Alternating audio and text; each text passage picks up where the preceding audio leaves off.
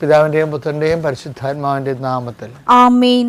അമ്മേ പരിശുദ്ധമേ, അമ്മേ പരിശുദ്ധമേ, ദൈവമാതാവേ, കൃപാസനത്തിലൂടെ ഞങ്ങളുടെ ദേശത്തിനും അമ്മ മധ്യസ്ഥം തേടി തന്ന എല്ലാ അനുഗ്രഹങ്ങൾക്കും കൃപകൾക്കും ഞങ്ങളിപ്പോൾ ഹൃദയം നിറഞ്ഞ നന്ദി പറയുന്നു. അമ്മേ പരിശുദ്ധമേ, അമ്മേ പരിശുദ്ധമേ, ദൈവമാതാവേ, 2004 ഡിസംബർ 7 തീയതി ഉച്ചകഴിഞ്ഞ് 2:30 കൃപാസനത്തിൽ സംഭവിച്ച അമ്മയുടെ പ്രത്യക്ഷപ്പെടലിനെ കുറിച്ച് തിരുസഭയ്ക്ക് സമർപ്പിച്ചിരിക്കുന്ന പഠനരേഖകളുടെ മേൽ സഭാത്മകമായ പഠനം ആരംഭിക്കുവാൻ ഞങ്ങൾ പ്രാർത്ഥിക്കുന്നു.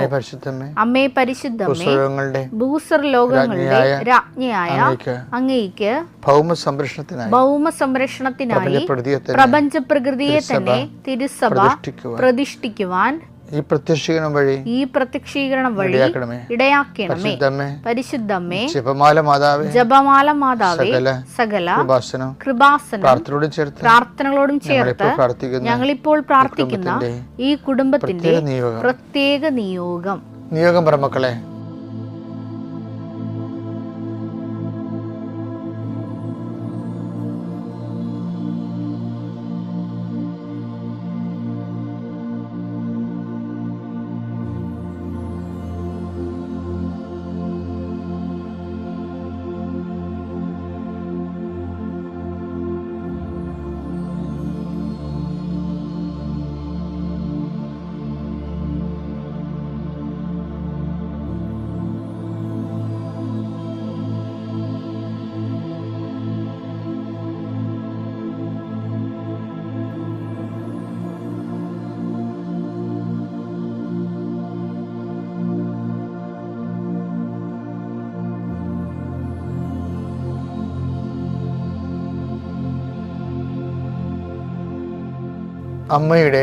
അമ്മയുടെ പ്രത്യക്ഷീകരണത്തിന്റെ ഈ അനുഗ്രഹവേളയിൽ ഞങ്ങൾക്ക് സാധിച്ചു തരുവാൻ കനിയണമേ. ആമേൻ. വിശ്വാസ പ്രമാണം. സർവശക്തനായ പിതാവും ആകാശത്തിന്റെയും ഭൂമിയുടെയും സൃഷ്ടാവുമായ ദൈവത്തിൽ ഞാൻ വിശ്വസിക്കുന്നു. അവിടുത്തെ ഏകപുത്രനും ഞങ്ങളുടെ കർത്താവുമായ ഈശോ മിശിഹായിലും ഞാൻ വിശ്വസിക്കുന്നു. ഈ പുത്രൻ പരിശുദ്ധാത്മാവിനാൽ ഗർഭസ്ഥനായി കന്യകാമറിയത്തിൽ നിന്ന് പിറന്ന് പൊന്തിയോസ് പീലാത്തോസിന്റെ കാലത്ത് പീഡകൾ സഹിച്ച് കുരിശിൽ തറയ്ക്കപ്പെട്ട് മരിച്ച് അടക്കപ്പെട്ട് പാതാളങ്ങളിൽ ഇറങ്ങി മരിച്ചവരുടെ ഇടയിൽ നിന്ന് 3-ാം നാൾ ഉയർത്ത് സ്വർഗത്തിലേക്ക് എഴുന്നള്ളി സർവശക്തിയുള്ള പിതാവായ ദൈവത്തിന്റെ വലതുഭാഗത്തിരിക്കുന്നു. അവിടെ നിന്ന് ജീവിക്കുന്നവരെയും മരിച്ചവരെയും വിധിക്കുവാൻ വരുമെന്നും ഞാൻ വിശ്വസിക്കുന്നു. പരിശുദ്ധാത്മാവിലും ഞാൻ വിശ്വസിക്കുന്നു. വിശുദ്ധ കത്തോലിക്കാ സഭയിലും പുണ്യവാന്മാരുടെ ഐക്യത്തിലും പാപങ്ങളുടെ മോചനത്തിലും ശരീരത്തിന്റെ ഉയർപ്പിലും നിത്യമായ ജീവിതത്തിലും ഞാൻ വിശ്വസിക്കുന്നു. ആമേൻ. സ്വർഗ്ഗസ്ഥനായ ഞങ്ങളുടെ പിതാവേ, അങ്ങയുടെ നാമം പൂജിതമാകണമേ. അങ്ങയുടെ രാജ്യം വരണമേ. അങ്ങയുടെ തിരുമനസ് സ്വർഗത്തിലെ പോലെ ഭൂമിയിലും ആകണമേ. അന്നു വേണ്ടുന്ന ആഹാരം ഇന്ന് ഞങ്ങൾക്ക് തരണമേ. ഞങ്ങളോട് തെറ്റ് ചെയ്യുന്നവരോട് ഞങ്ങൾ ക്ഷമിക്കുന്നത് പോലെ ഞങ്ങളുടെ തെറ്റുകൾ ഞങ്ങളോടും ക്ഷമിക്കണമേ. ഞങ്ങളെ പ്രലോഭനത്തിൽ ഉൾപ്പെടുത്തരുതേ, തിന്മയിൽ ഞങ്ങൾ രക്ഷിക്കണമേ. ആമേൻ. നന്മ നിറഞ്ഞ മറിയമേ, സ്വസ്തി. കർത്താവ് അങ്ങയുടെ കൂടെ സ്ത്രീകളിൽ അങ്ങ് അനുഗ്രഹിക്കപ്പെട്ടവളാകുന്നു. അങ്ങയുടെ ഉദരത്തിൻ ഫലമായി ഈശോ അനുഗ്രഹിക്കപ്പെട്ടവനാകുന്നു. പരിശുദ്ധ മറിയമേ, തമ്പുരാന്റെ അമ്മേ, പാപികളായ ഞങ്ങൾക്ക് വേണ്ടി ഇപ്പോഴും ഞങ്ങളുടെ മരണസമയത്തും തമ്പുരാനോട് അപേക്ഷിക്കണമേ. ആമേൻ.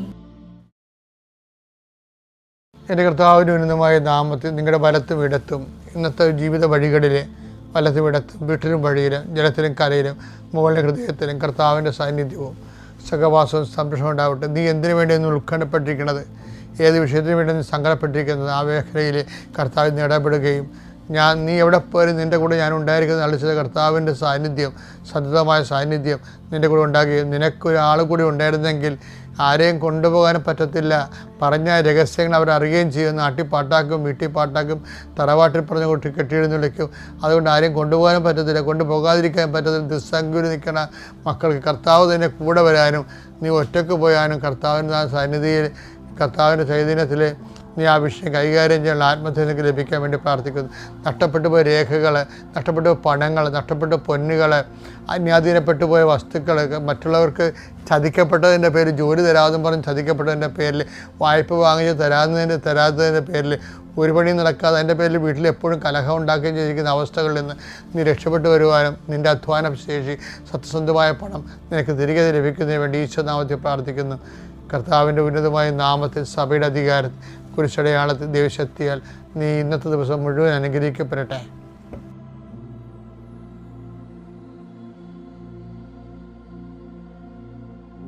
നമുക്ക് ആധ്യാത്മിക ജീവിതത്തിന് നമ്മൾ ശ്രദ്ധിക്കേണ്ട ഒരു വലിയൊരു കാര്യമുണ്ട്.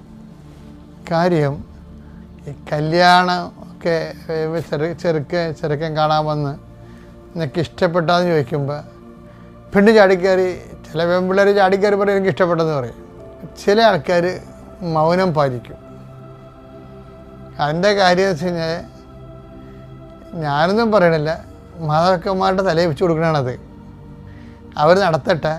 കാര്യം അവിടെ നടത്തി ഉദ്ദേശിക്കണമെന്ന് വെച്ച് കഴിഞ്ഞാൽ അവർ അവരത് ഇപ്പോൾ എന്തെങ്കിലും ചെറിയ ഇഷ്യൂ ഉണ്ടെങ്കിൽ ഇവർക്ക് നാളെ പെട്ടിയെടുത്ത് വരാമല്ല, നിങ്ങളല്ലേ പറഞ്ഞിട്ടല്ലേ ഞാൻ കെട്ടിയതെന്നും പറഞ്ഞിട്ട് വരാം.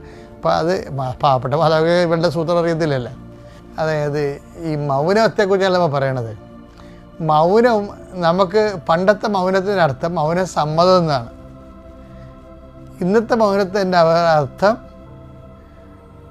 പണിവരേണ്ട തന്നെയാണ്. എന്നുവെച്ചാൽ ആ സാധനം നമ്മളെ കൊണ്ട് എടുപ്പിച്ചിട്ട് അവരവരുടെ ഗുണഭോക്താക്കളായി മാറും. നമ്മളതിൻ്റെ ഇരകളായി മാറും, അവർ വേട്ടക്കാരായി മാറും. എനിവേ എല്ലാം അങ്ങനെയാണെന്ന് ഞാൻ പറയണില്ല, എങ്കിലും മൗനം ഒരു വല്ലാത്ത ഒരു സംഭവമാണ്. പക്ഷേ എന്താ വിഷയം എന്ന് വെച്ചാൽ ഈ മൗനത്തിന് വേറെ ഗുണമുണ്ട്. ദൈവത്തിനടുത്ത് ഈ അഭ്യാസം നടക്കത്തില്ല. മനുഷ്യന്മാരെയാണ് ഈ മൗനം കൊണ്ട് വേറിട്ടണത്. ദൈവത്തിൻ്റെ അടുത്ത് വെച്ച് കഴിഞ്ഞാൽ റെക്കോർഡഡാണ്. മൗനം പറഞ്ഞാൽ റെക്കോർഡഡാണ്. അത് ചില മൗനം പോസിറ്റീവായിട്ട് റെക്കോർഡ് ചെയ്യാനുള്ള പോസിറ്റീവായിട്ട് റെക്കോർഡ് ചെയ്യും. ചില മൗനം നെഗറ്റീവായിട്ട് സൈലൻസ് ആക്ഷനെയാണ് ഈ മൗനം എന്ന് പറയുന്നത്. ഞാൻ ഉണ്ടാക്കിയൊന്നുമല്ല, ബൈബിളിൽ ഇങ്ങനെ വ്യാഖ്യാന പുസ്തകം ഞാൻ വായിച്ചിട്ടില്ല. പക്ഷേ ഞാൻ പറയുന്ന കാര്യം സൈലൻസ് ആക്ഷനാണ്. നിശബ്ദ പ്രവർത്തനങ്ങൾ. ഇപ്പോൾ രക്തസ്രാവക്ക് ഒരു രോഗി, അവളെങ്ങനെ സുഖപ്പെട്ട എങ്ങനെയാണ്? അവൻ്റെ വസ്ത്രത്തിലെങ്കിലും ഒന്ന് സ്പർശിക്കാനിടയാൽ താൻ സുഖപ്പെടുമെന്ന് അവൾ ഉള്ളിൽ വിചാരിച്ചു. അപ്പം മൗനപ്രവർത്തനമാണത്. ഒന്നും പറയണമെന്നില്ല, ശബ്ദമൊന്നുമില്ല അവിടെ. മർക്കോസ് 5:28. അവന്റെ വസ്ത്രത്തിൽ ഒന്ന് തൊട്ടാൽ മാത്രം മതി, ഞാൻ സുഖം പ്രാപിക്കും എന്ന് അവൾ വിചാരിച്ചു. വാക്കിൻ്റെ കസർത്തൊന്നും വേണ്ട, വിചാരം വന്നാൽ അത് പോസിറ്റീവായിട്ട് റെക്കോർഡ് ചെയ്യും. അല്ലാതെ അത് സ്വരത്തിൽ പറഞ്ഞില്ലല്ലോ, അവൻ്റെ ശബ്ദം കേട്ടില്ലല്ലോ, ഒന്നും വേണ്ട. നമ്മൾ വെറുതെ നിന്നാൽ മതി. നെഗറ്റീവാണ് വിചാരിക്കണമെങ്കിൽ അത് റെക്കോർഡായി പോകും. നമ്മൾ 2:7 എടുത്ത് മർക്കോസ് തന്നെ. എന്തുകൊണ്ടാണ് ഇവൻ ഇപ്രകാരം സംസാരിക്കുന്നത്? ഇവൻ ഈശ്വരനെ കുറിച്ച് പറയണതാണ്, നിയമജന്മാർ പറയണതാണ്. ഇവൻ ഇപ്രകാരം സംസാരിക്കുന്നത്, ഇവൻ ദൈവദൂഷണം പറയുന്നു. ദൈവത്തിനല്ലാതെ മറ്റാർക്കാണ് പാപം ക്ഷമിക്കാൻ സാധിക്കുക? അടുത്ത വചനം വായിച്ചേ. അവർ ഇപ്രകാരം വിചാരിക്കുന്നു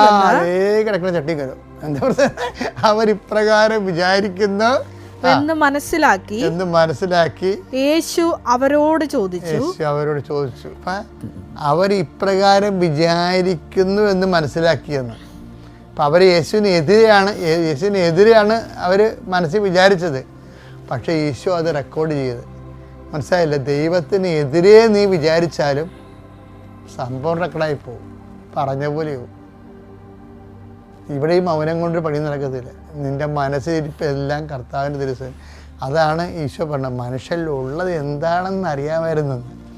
യോഹന്നാൻ 2:24-25. യേശുവാകട്ടെ അവരെ വിശ്വസിച്ചില്ല, കാരണം അവൻ അവരെ എല്ലാം അറിഞ്ഞിരുന്നു. എല്ലാവരെയും ഉള്ളിരിപ്പ് അറിയാവുന്ന മനുഷ്യനെ പറ്റി ആരുടെയും സാക്ഷ്യം അവൻ ആവശ്യമായിരുന്നില്ല. മനുഷ്യനിലുള്ളത് എന്താണെന്ന് അവൻ വ്യക്തമായി അറിഞ്ഞിരുന്നു. വ്യക്തമായി, ക്രിസ്റ്റൽ ക്ലിയർ.